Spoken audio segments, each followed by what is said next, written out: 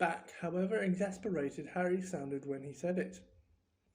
Hedwig was still angry with Harry about the disastrous car journey.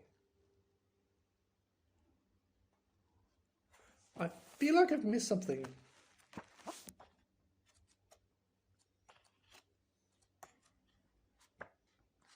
You've skipped ahead. My bad.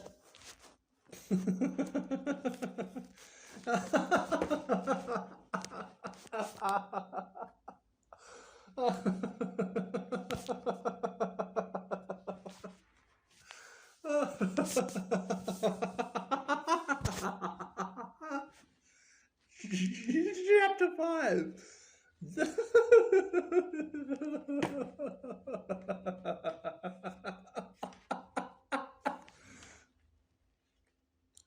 The Whomping Willow. The end of the summer holidays came too quickly for Harry's liking. He was looking forward to going back to Hogwarts, but his month at the Burrow had been the happiest of his life. It was difficult not to feel jealous of Ron when he thought of the Dursleys and the sort of welcome he could expect next time he turned up in Privet Drive. On their last evening, Mrs. Weasley conjured up a sumptuous dinner which included all of Harry's favourite things, ending with mouth-watering treacle pudding. Fred and George rounded off the evening with a display of filibuster fireworks. They filled the kitchen with red and blue stars that bounced from ceiling to wall for at least half an hour. Then it was time for the last mug of hot chocolate and bed. It took a long while to get started next morning. They were up at cock-crow, but somehow still seemed to have a great deal to do. Mrs. Weasley dashed about in a bad mood, looking for spare socks and quills. People kept colding on the stairs, half dressed with bits of toast in their hands, and Mr. Weasley nearly broke his neck, tripping over a stray chicken as he crossed the yard, carrying Ginny's trunk to the car. Harry couldn't see how 8 people, 6 large trunks, 2 owls, and a rat were going to fit into one small Ford Angler. He had reckoned, of course, without special features which Mr. Weasley had added. "Not a word to Molly," he whispered to Harry as he opened the boot and showed him how it had been magically expanded so that the trunk fitted easily. When at last they were all in the car, Mrs. Weasley glanced into the back seat, where Harry, Ron, Fred, George, and Percy were all sitting comfortably side by side, and said, "Muggles do know more than we give them credit for, don't they?" She and Ginny got into the front seat, which had been stretched so that it resembled a park bench. I mean, you'd never know it was this roomy from the outside, would you? Mr. Weasley started up the engine, and they trundled out of the yard, Harry turning back for a last look at the house. He barely had time to wonder when he'd see it again. When they were back, George had forgotten his box of Billbuster fireworks. 5 minutes after that, they skidded to a halt in the yard so Fred could run in for his broomstick. They had almost reached the motorway when Ginny screeched that she'd left her diary. By the time they had clambered back into the car, they were running very late, and tempers were running high. Mr. Weasley glanced at his watch and then at his wife. "Molly, dear." "No, Arthur. No one would see. This little button here is an invisibility booster. I installed it. That'd get us up in the air. Then we fly above the clouds. We'd be there in 10 minutes. No one would be any the wiser." I said, "No, Arthur. Not in broad daylight." They reached King's Cross at 11:15. Mr. Weasley dashed across the road to get trolleys for their trunks, and they all hurried into the station. Harry had caught the Hogwarts Express the previous year. The tricky bit was getting onto platform 9 3/4, which wasn't visible to the Muggle eye. What you had to do was walk through the solid barrier dividing platforms 9 and 10. It didn't hurt, but it had to be done carefully so none of the Muggles noticed you vanishing.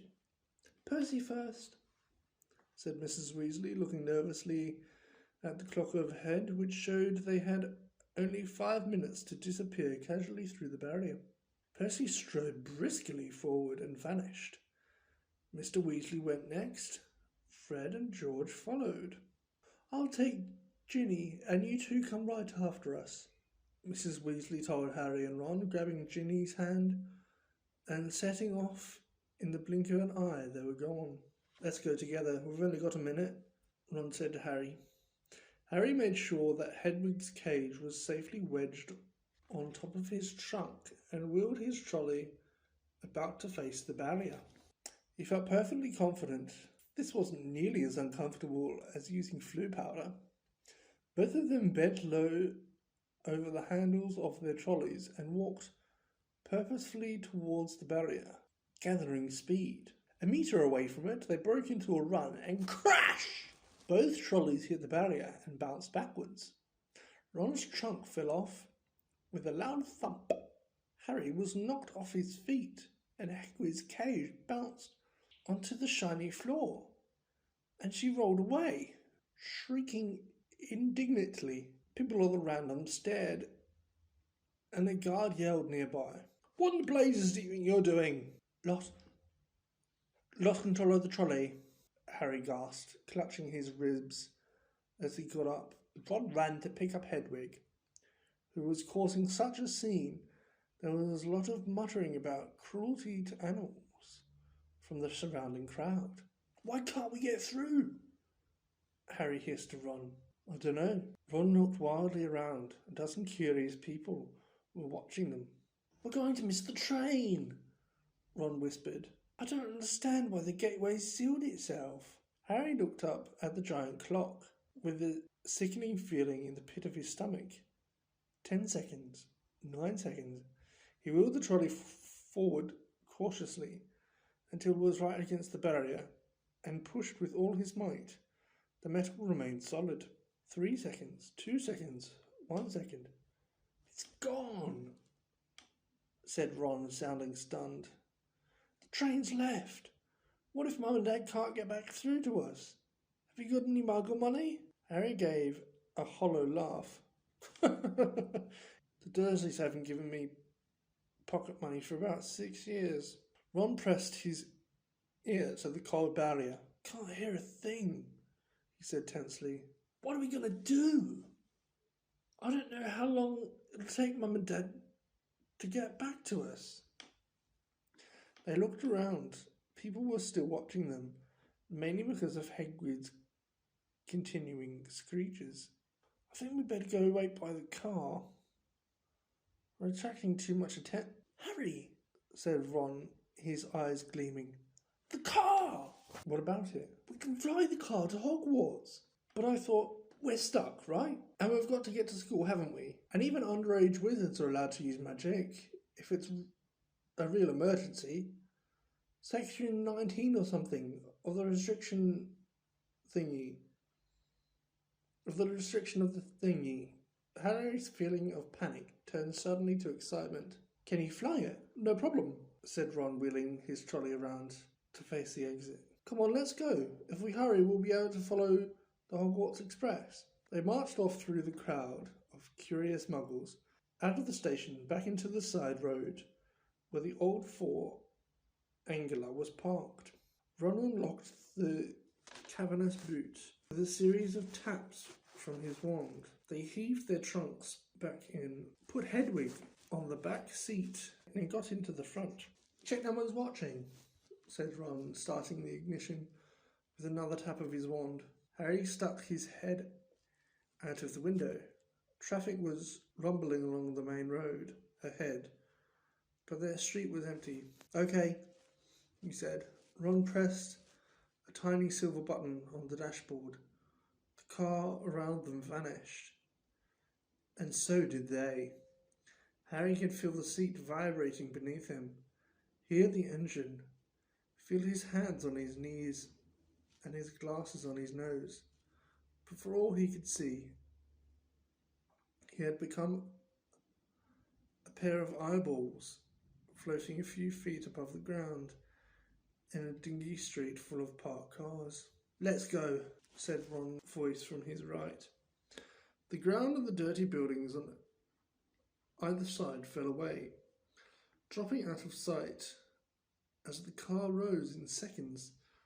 The whole of London lay smoky and glittering below them.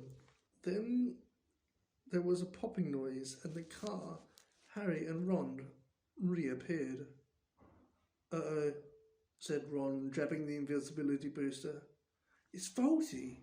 Both of them plummeled. The car vanished. Then it flickered back again. Hold on, Ron yelled, and he slammed his foot on the accelerator. They shot straight into the low, woolly clouds, and everything turned dull and foggy. Now what? Said Harry, blinking at the solid mass of cloud pressing in on them from all sides. We need to see the train to know what direction to go in, said Ron. Dip back down again quickly. They dropped back beneath the clouds and twisted around in their seats, squinting at the ground.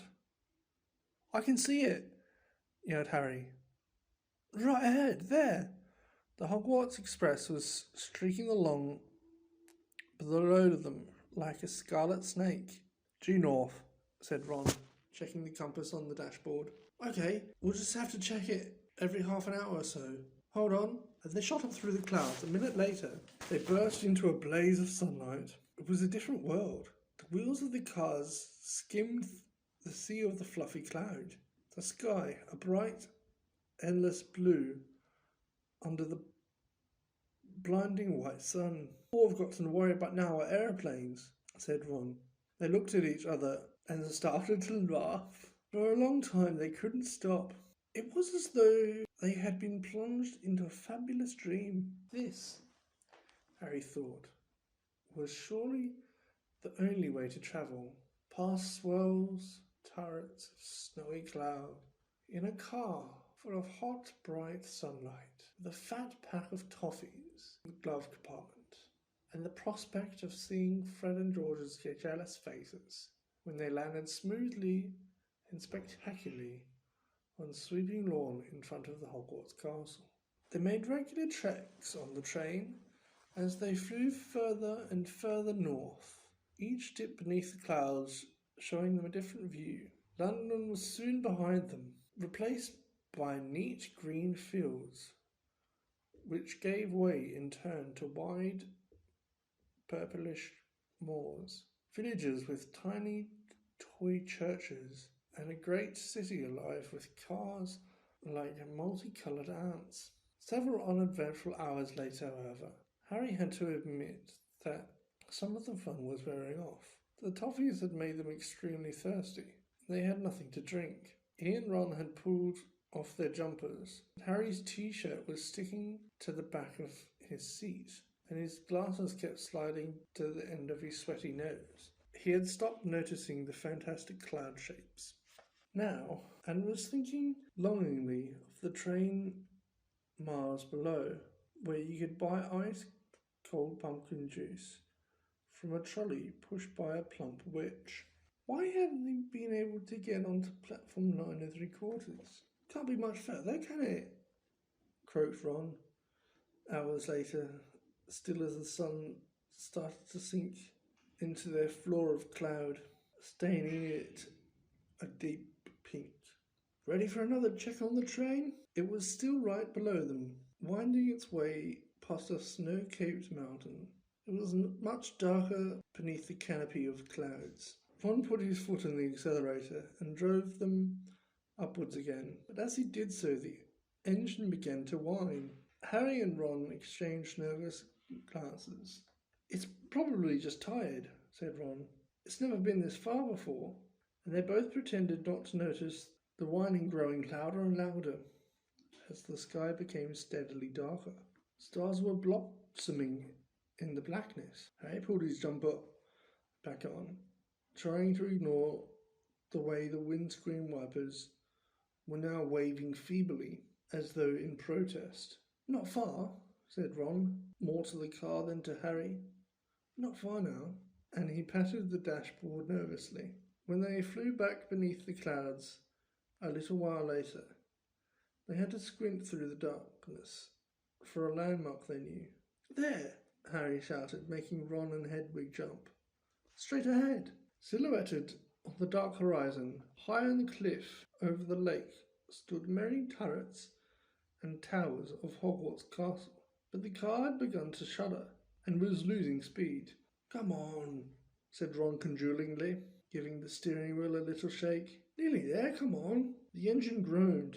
Narrow jets of steam were issuing from under the bonnet. Harry found himself gripping the edge of his seat very hard as they flew towards the lake. The car gave a nasty wobble. Glancing out of his window, Harry saw the smooth, black, glassy surface of the water a mile below. Ron's knuckles were white on the steering wheel. The car wobbled again. Come on, Ron muttered. They were over the lake. The castle was right ahead. Ron put his foot down. There was a loud clunk, a splatter, and the engine died completely. Oh no, said Ron into the silence. The noise of the car dropped. They were falling, gathering speed, heading straight for the solid castle wall. No! Ron yelled, swinging the steering wheel around. They missed the dark stone wall by centimetres as the car turned in a great arc, soaring over the dark greenhouses, then the vegetable patch, and then out over the black lawns, losing height all the time. Ron let go of the steering wheel completely and pulled his wand out of his back pocket. Stop! Stop! He yelled, whacking the dashboard and the windscreen, but they were still plummeting, the ground flying up towards them. Mind that tree! Harry bellowed, lunging for the steering wheel, but they were too late. Crunch! With an ear-splitting bang of metal on wood, they hit the thick tree trunk and dropped to the ground with a heavy jolt. Steam was billowing from under the crumpled bonnet. Hedwig was shrieking in terror. A golf ball-sized lump was throbbing on Harry's head where he had been hit by the windscreen. And to his right, Ron let out a low, despairing groan. Are you okay? Harry said urgently. My wand, said Ron in a shaky voice. Look at my wand. It had snapped almost in two. The tip was dangling limply, held on by a few splinters. Harry opened his mouth to say he was sure they'd be able to mend it up at the school, but he never got started. At that very moment, something hit the side of the car with the force of a charging bull, sending him lurching sideways into Ron, just as an equally heavy blow hit the roof. What happened? Ron gasped, staring through the windscreen, and Harry looked around just in time to see a branch as thick as a python smash into it. The tree they had hit was attacking them. Its trunk was bent almost double, and its gnarled boughs were plumbing every inch of the car it could reach. Ah! Said Ron as another twisted lump punched a large dent into his door.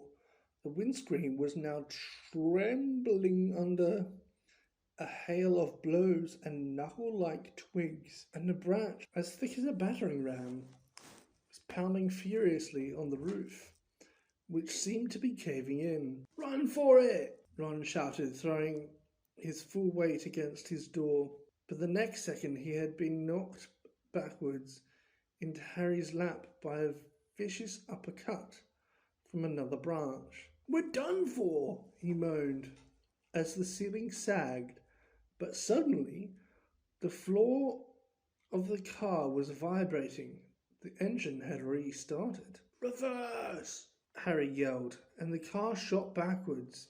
The tree was still trying to hit them. They could hear its roots creaking as it almost ripped itself up, lashing out at them as they sped out of reach. That, panted Ron, was close! Well done, car! The car, however, reached the end of its tether. With two smart clunks, the doors flew open and Harry felt his seat tip sideways. Next thing they knew, he was sprawled on the damp ground. Loud thuds told him that the car was ejecting their luggage from the boot. Hedwig's cage flew through the air and burst open. She rose out of it with a loud, angry screech and sped off towards the castle without a backwards look. Then, dented, scratched, and screaming, the car rumbled off into the darkness, its rear lights blazing angrily. Come back! Ron yelled after it, brandishing his broken wand. That'll kill me! But the car disappeared from view with one last snort from its exhaust. Can you believe our luck? Said Ron miserably, bending down to pick up Scabbers the rat. Of all the trees we could hit, we had to hit one that hits back. He glanced over his shoulder.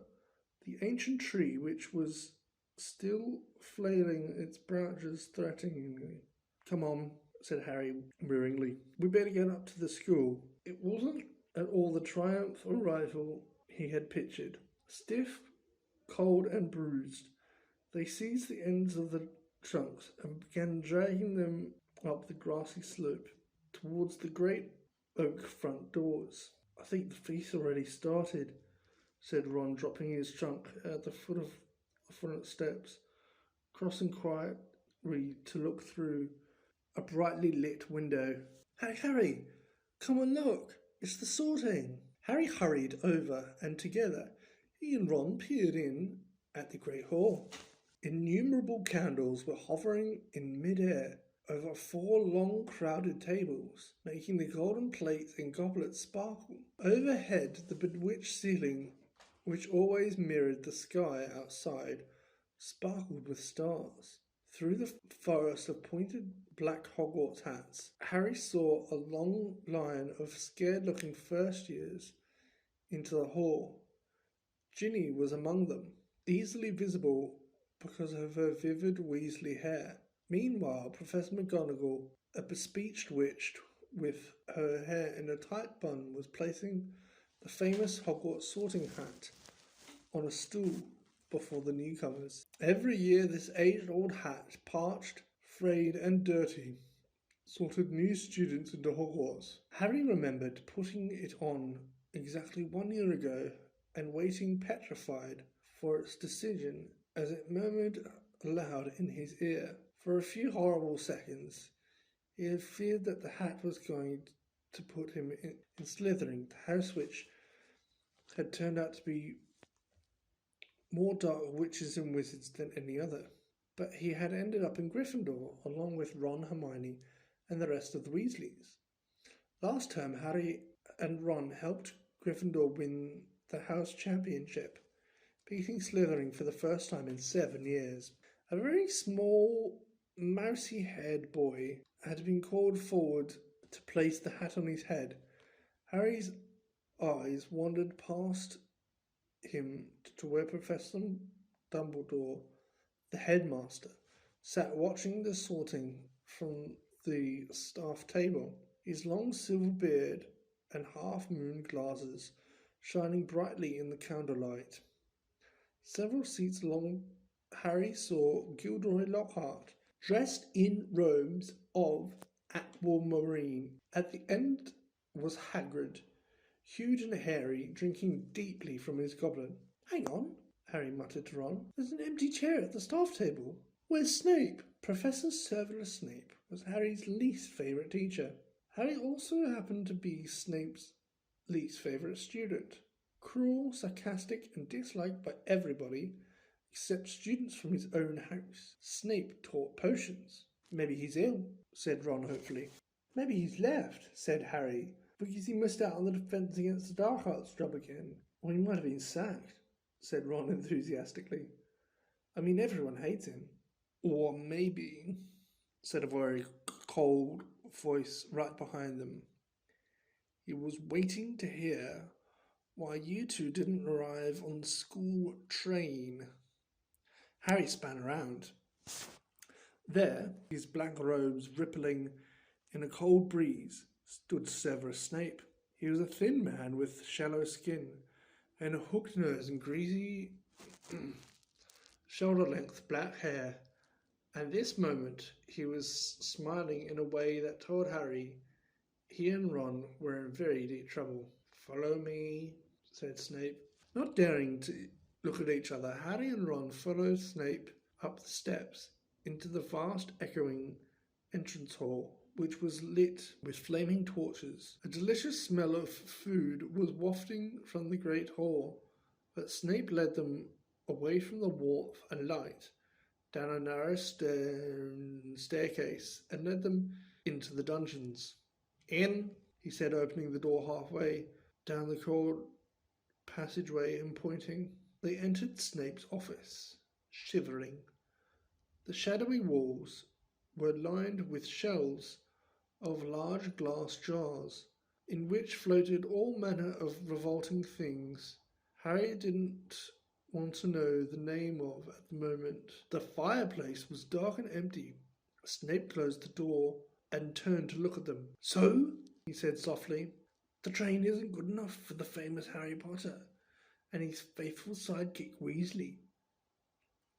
Wanted to arrive with a bang, did we, boys? No, sir. It was the barrier at King's Cross. Silence, said Snape coldly. What have you done with the car? Ron gulped. It was the first time Snape had given Harry the impression of being able to read minds. But a moment later he understood, as Snape unrolled today's issue of the Evening Prophet. You were seen, he hissed, showing them a headline. Flying forward angular mystifies muggles. He began to read out loud.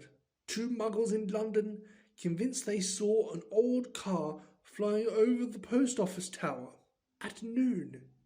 In Norfolk, Mrs. Hetty Bayliss, while hanging out her washing. Angus Felt of Peebles reported to police. 6 or 7 muggles in all. I believe your father works in the misuse of Muggle artifacts office, he said, looking at Ron and smiling still more nastily. Dear, his own son. Harry felt as though he'd been walloped in the stomach by one of the mad tree's larger branches. If anyone found out Mr. Weasley had bewitched the car, he hadn't thought of that. I notice in my search of the park that considerable damage seems to be done to a very valuable Whomping Willow, Snape went on. That tree did more damage to us than we did. Ron blurted out. Silence, snapped Snape again.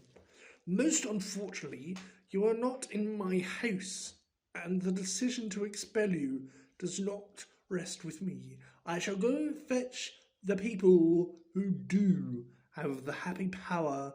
You will wait here. Harry and Ron stared at each other, white-faced. Harry didn't feel hungry anymore. He now felt extremely sick. He tried not to look at a large, slimy something suspended in green liquid on the shelf behind Snape's desk. If Snape had gone to fetch Professor McGonagall, head of Gryffindor House, they were hardly any better off. She might be fairer than Snape, but she was still extremely strict. 10 minutes later, Snape returned, and sure enough, it was Professor McGonagall who accompanied him. Harry had seen Professor McGonagall angry on several occasions, but either he had forgotten just how thin her mouth could go, or he had never seen her this angry before. She raised her wand the moment she entered. Harry and Ron both flinched, but she merely pointed at the empty fireplace, where flames suddenly erupted. Sit, she said, and they both backed into chairs by the fire. "Explain," she said, her glasses glinting ominously. Ron launched into the story, starting with the barrier at the station, refusing to let them through. "So we had no choice, Professor. We couldn't get to the train. Why didn't you send us a letter by owl?" "I believe you have an owl," Professor McGonagall said coldly to Harry. Harry gaped at her. Now she said it. That seemed the obvious thing to have done. I didn't think that, Professor McGonagall, is obvious. There was a knock on the office door, and Snape, now looking happier than ever, opened it. There stood the headmaster, Professor Dumbledore. Harry's whole body went numb. Dumbledore was looking unusually grave. He stared down his very crooked nose at them, and Harry suddenly found himself wishing he and Ron were still being beaten up by the Whomping Willow. There was a long silence, then Dumbledore said, "Please explain why you did this." It would have been better if he had shouted. Harry hated the disappointment in his voice. For some reason, he was unable to look Dumbledore in the eye, and spoke instead to his knees. He told Dumbledore everything except that Mr. Weasley owned the bewitched car, making it sound as though he and Ron happened to find a flying car parked outside the station. He knew Dumbledore would see through this at once. Dumbledore asked no questions about the car. When Harry finished, he merely continued to peer at them through his spectacles. "We'll go get our stuff," said Ron in a hopeless sort of voice. "What are you talking about, Weasley?" "But Professor McGonagall, well, you're going to expel us, aren't you?" Harry looked quickly at Dumbledore. "Not today, Mr. Weasley," said Dumbledore. "But I must impress upon both of you of the seriousness of what you have done. I will be writing to both your families tonight.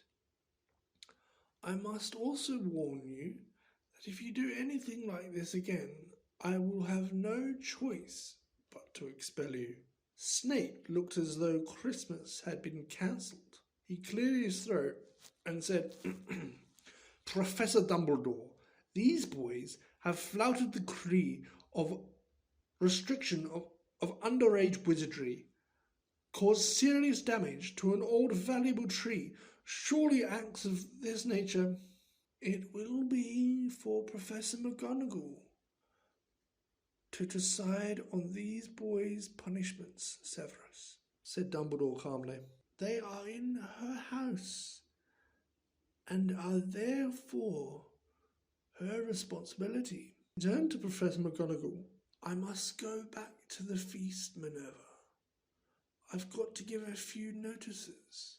Come, Severus. There's a delicious-looking custard tart I want to sample."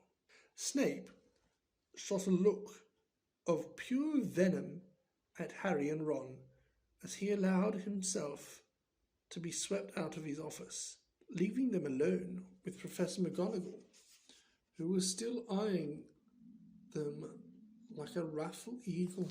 "You'd better get along to the hospital wing, Weasley. You're bleeding." "Not much," said Ron, hastily wiping the cut over his eye with his sleeve. "Professor, I wanted to watch my sister being sorted." "The sorting ceremony is over," said Professor McGonagall. "Your sister is also in Gryffindor." "Oh, good," said Ron. "And speaking of Gryffindor," Professor McGonagall said sharply. But Harry cut in. "Professor, when we took the car, term hadn't started, so Gryffindor shouldn't really have points taken from it, should it?" He finished, watching her anxiously. Professor McGonagall gave him a piercing look, but he was sure she had almost smiled. Her mouth looked less thin anyway.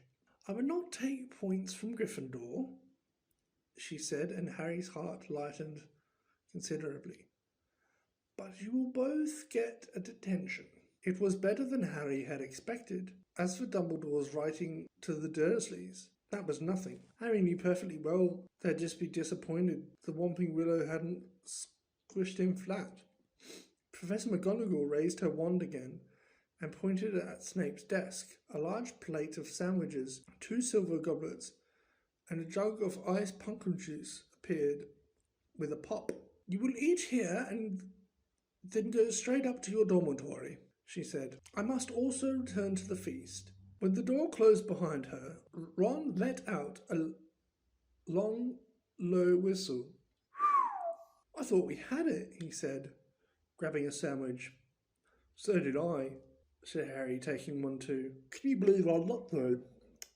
said Ron thickly through a mouthful of chicken and ham. "Fred and George must have flown the car 5 or 6 times, and no muggles ever saw them." He swallowed and took another huge bite. "Why couldn't we get through the barrier?" Harry shrugged.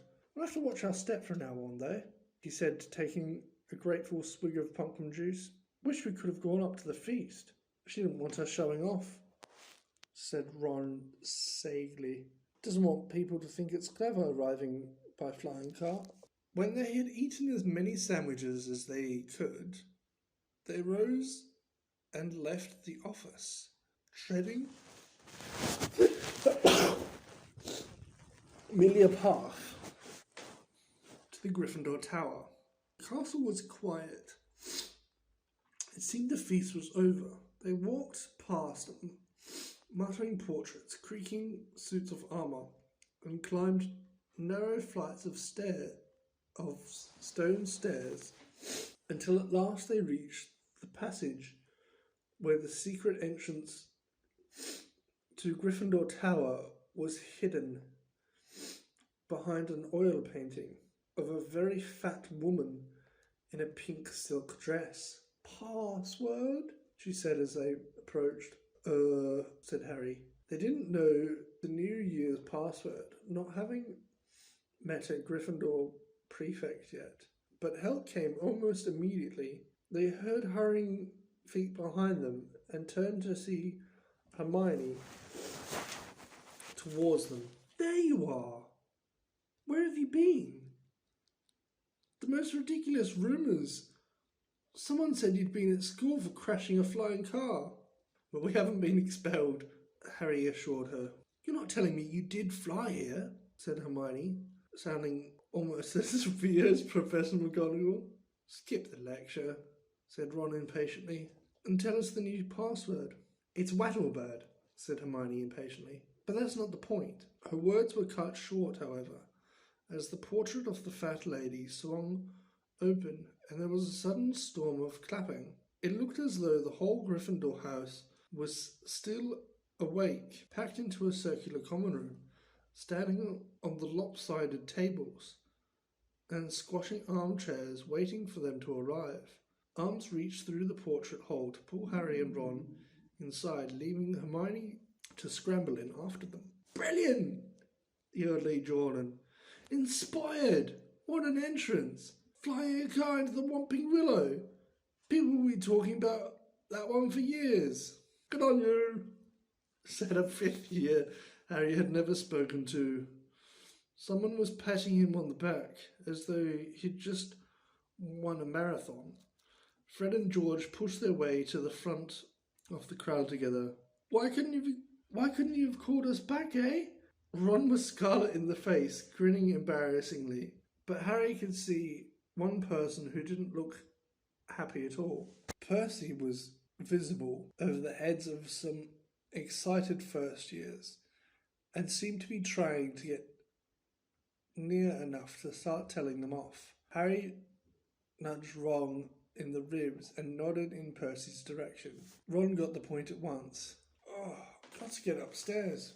Bit tired," he said, and the two of them started pushing their way towards the door on the other side of the room, which led to the spiral staircase in the dormitories. "Night," Harry called back to Hermione, who was wearing a scowl just like Percy's. They managed to get to the other side of the common room, still having their backs slapped, and gained the piece of the staircase. They hurried up it, right to the top, at last reached the door of the old dormitory, which now had a sign on it saying second years. They entered the familiar circular room with its 5 4-posters hung with red velvet in high, narrow windows. Their trunks had been brought up for them and placed at the end of their beds. Ron grinned guiltily at Harry. I know I shouldn't have enjoyed that or anything, but the dormitory flew open, and in came the other second-year Gryffindor boys. Seamus Finnegan, Dean Thomas, Neville Longbottom. Unbelievable, beamed Seamus. Cool, said Dean. Amazing, said Neville, awestruck. Harry couldn't help it. He grinned too. I'm missing part of the Filch drops an envelope that says quick spells or something on it, which I think is a deleted scene, so the movies are missing that as well.